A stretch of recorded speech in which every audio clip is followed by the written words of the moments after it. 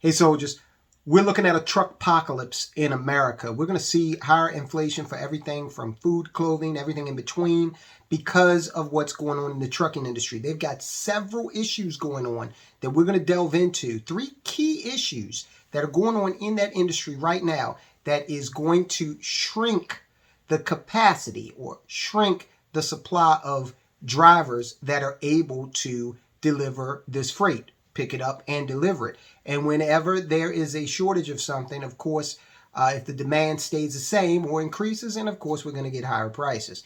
Those prices to transport freight from A to B, they're going to be passed on to us, the consumer. Now, the first issue, let's just jump right into it. The first issue, you might not even believe it. 70,000 truckers have been sidelined for weed use since 2020. Hey man, am I driving okay?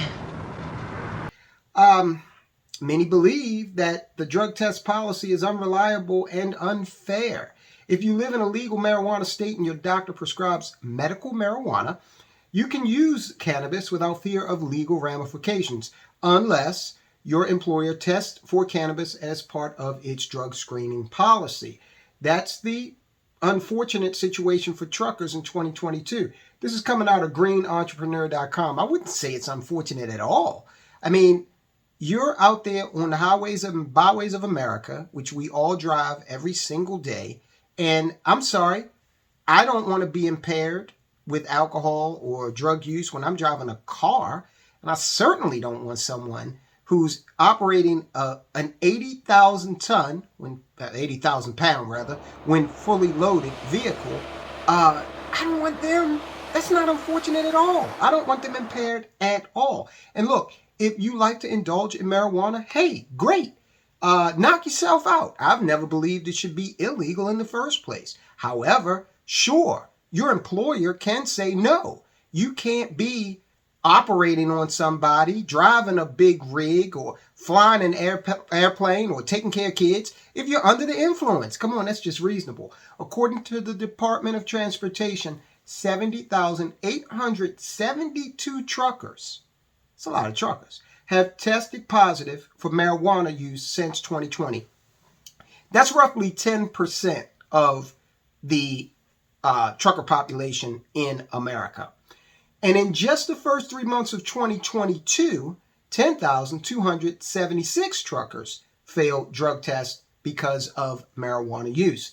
And the situation seems to be getting worse. Despite complaints from the trucking industry about losing drivers and concerns about its impact on supply chain problems, more truckers have been sidelined in recent months. I don't know why. We used to own a trucking company. I've talked about that many times on the channel, and I certainly would not want the liability that comes with someone, a driver, who is knowingly impaired out there on the roads. So I'm not sure where the companies are coming from. Now, they're saying these tests are inaccurate at times. Many in the trucking industry have expressed concern over the inaccuracy of marijuana testing. Drug tests can detect THC, the psychoactive chemical ingredient in cannabis, many days after someone uses cannabis. In some cases, a positive result can happen even weeks after use. Needless to say, any effects a truck driver might have felt wore off long before the test was taken. Absolutely true. However, if you want to drive a truck, you know the tests are inaccurate, you want to stay in that field of endeavor, stop smoking weed. I mean, it's just that easy. I know a lot of people like weed, and that's fine. But I don't find that it is very good for productivity. And if you don't want to stop smoking weed, fine. Get a new profession. I mean, come on, people, take some responsibility for yourselves. The unreliable nature of testing led U.S. Representative Earl Blumenauer, a Democrat from Oregon, to ask Transportation Secretary Pete Buttigieg earlier this year for a change in DOT policy toward cannabis use, while noting no one wants impaired drivers on the road. Boomhauer.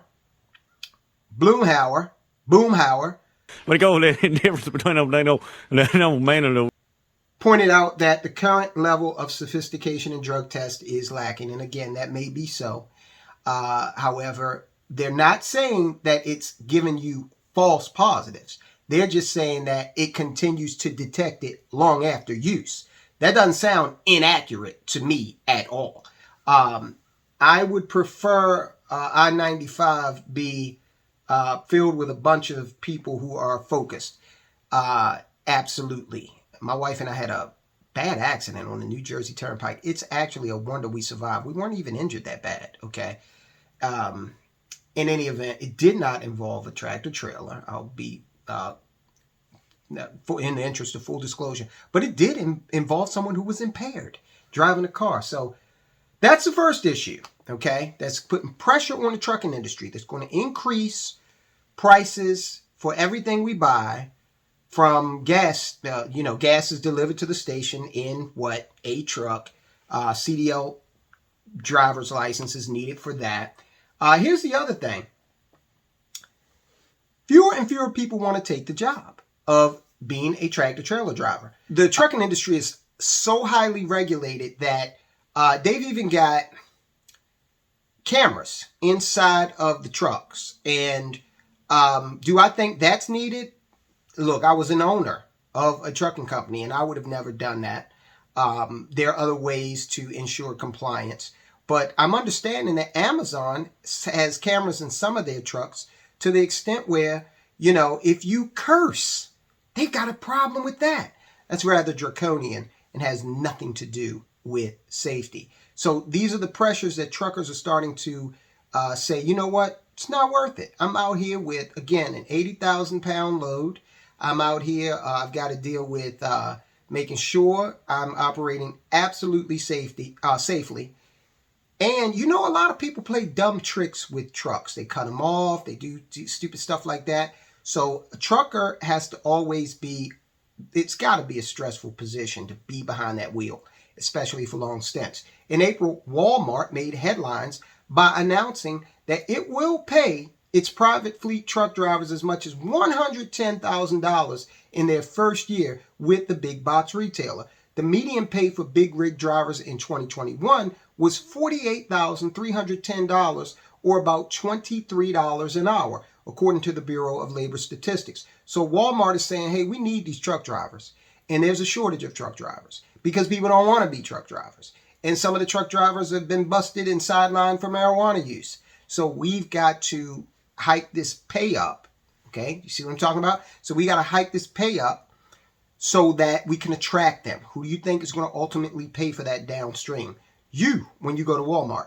Pay is far from the only issue in a long-haul sector that has a shortage of drivers forecast to double to 160,000 by 2030.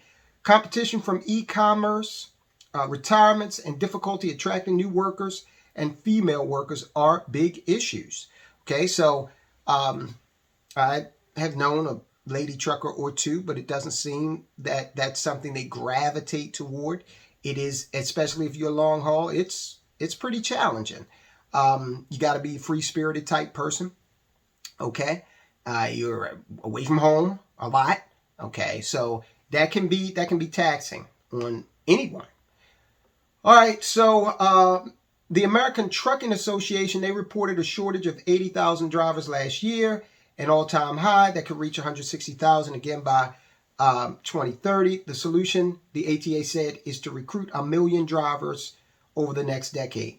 And again, that's going to be tight. That's going to be tough, rather, especially when you consider some of the things that are going on, like, okay, the marijuana use thing, like I just said. Somebody might just say, I like to indulge. And right now, I do IT remotely, and I don't need to be drug tested in order to do that. So I'll continue to do that. Or some other job where marijuana use is, doesn't come into play.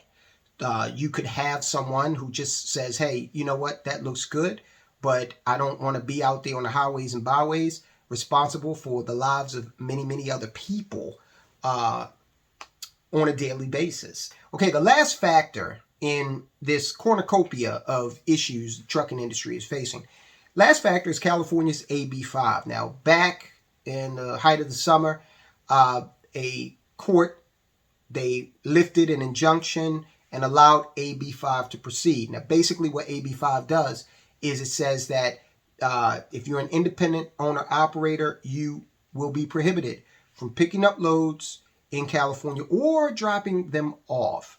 Now, why is that important? Well, 70,000 truckers, again, this is almost 10% of all of the truckers out there. We saw that we've got a lot of truckers sidelined for weed use, okay? So we're looking at possibly close to 20% of the truck driver capacity in America, somewhere between 10 and 20% of the truck driving capacity in America is going to be taken offline, period, for a length of time until they can at least get a clean test in the case of 9%.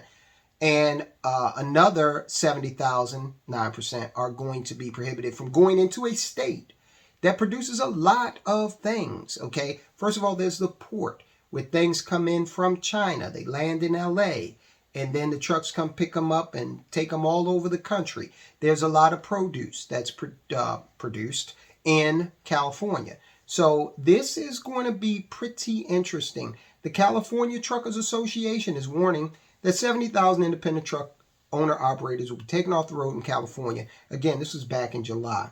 So we're dealing with a perfect storm. You got three factors here that are making it pretty grim in terms of this situation where we can transport goods.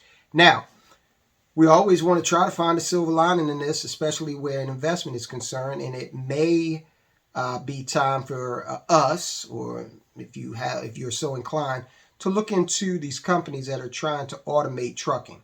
Now, I'm not too keen on it because I think that we got a long way to go, but I think that's where it's going to end up eventually. All right.